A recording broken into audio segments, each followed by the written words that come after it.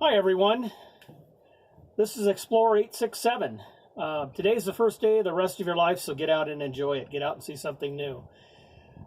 Today I want to talk to you about an item that we've been using now for just right at a year, and we're real happy with it, so I thought I would share it with you. It's called an O2COOL, and it's a fan. And so let me pop it out of here. Let's see here.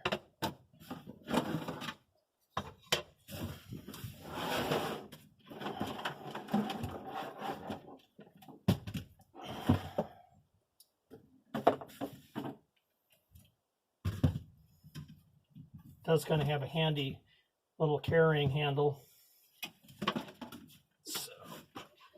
Anyway, it does come with feet that just snap right on the side here. You know, we don't typically use them, so for the sake of this video, I won't put them on there, but you certainly can if you want more stability. But as you can see, it's pretty stable here, and we don't have it sitting out when we're driving down the road at 60 miles an hour. So,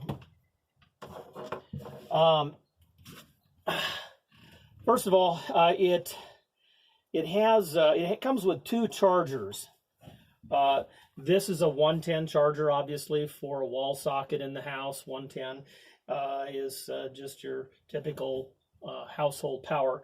And the charge adapters plug in the side here. For this demo here today, we're going to run it off the solar unit in the truck here.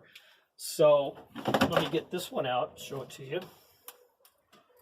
Okay, and this is the solar charger here. I get it untangled. It's typical, huh? Okay, so there we go. So what you want to do, first of all, is the switch on the side here, right there. It's a multi-position switch. All the way down is off, and it'll indicate that. The next one position up is low, and then the center one is stop, and the top one is the high position, high speed fan. So what you want to do when you charge these, this comes with rechargeable batteries internally built into the unit. They're not replaceable, so eventually someday you know they're going to go bad. So the manufacturer says when that happens, you know, you'll just be running off of AC, DC, or alkaline batteries, which I'll get to in a minute. So anyhow, so what we'll do here is we'll plug this in to the side with a switch off, and then we'll plug it into our solar power here, which is just a cigarette lighter type receptacle. And you can see the red lights on there, indicating that we've got power. And then the unit also has on the side here, you'll see a little green light there. This is a USB charger, USB port charger. So you can charge your cell phone. You can charge anything you charge with a USB. Anyhow, so that's kind of cool. And it tells you when it's lit up here, it means that there's power to it, so you can use it.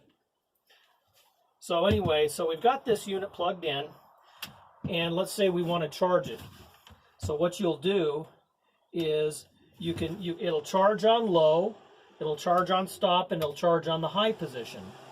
Typically when I'm charging it, I leave it in the stop position because it'll charge faster than if the fan was on. Typically when we're charging it, you know, not always, but you know, we don't have the fan running. So anyway, you can tell what your charge status is here. Right here, there's a green flashing light. I hope you can see that. And that's just a charge status indicator. When it's a flashing green, that means that it's charging. So that's currently what it's doing. I'm going to put this Explorer 867 custom orange ribbon on here so you can see if it's blowing air or not. Anyway, so we're going to go to the next position up. Okay. And that position is, yeah, right there. That's going to be the high position. So you can see it puts out a lot of air. There's also, then the middle one is a stop, and then this is the low position.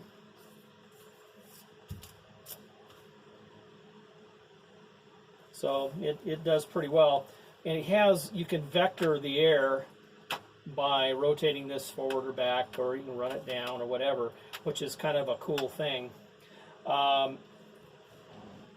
There is, if we unplug this from shore power, I'm going to go ahead and turn it to the stop position. We'll go ahead and unplug it from the solar shore power here. And now we'll turn it on, and you'll see that over here, it'll now be running off of the alkaline, or not alkaline, but off of the rechargeable, internal rechargeable batteries. And that indicator light's on there. So anyhow, that's pretty cool. It has an internal chip in it, an internal selector chip that will select the most economical power. So in other words, if we're plugged into shore power, which we are right now, or I should say 12 volt solar power, it's going to select that. That is what it deems as the most economical power. If it's unplugged here, then it will default over to the rechargeable batteries built into the unit until those run down to the point where it needs more power. Then it will automatically select then the alkaline batteries if you have those in there. This unit takes 8 D-cell batteries, and typically we don't ever use them. But you could if you didn't have solar power and you were, say, tent camping or something such as that, or if you had a camper canopy and didn't have solar power, you could just use D-cell batteries, and it'd run a long time on those.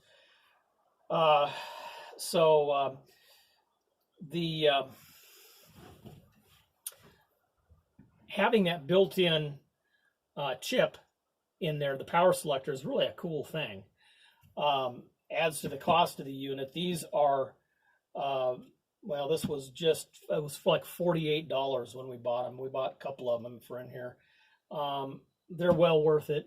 They're tried and true now. We've been just very happy with them. So anyway, so I just thought I'd bring this to you, and just appreciate your watching the videos, and I hope they're helpful to you. That is my endeavor here, is to help people out with information and just show you some beautiful country just as well. So anyway, click on the thumbs up if you like the video. Click on the subscribe button, and click on the bell. You'll get the latest content that I release on YouTube. And so anyway, I'm looking forward to seeing you in the great outdoors.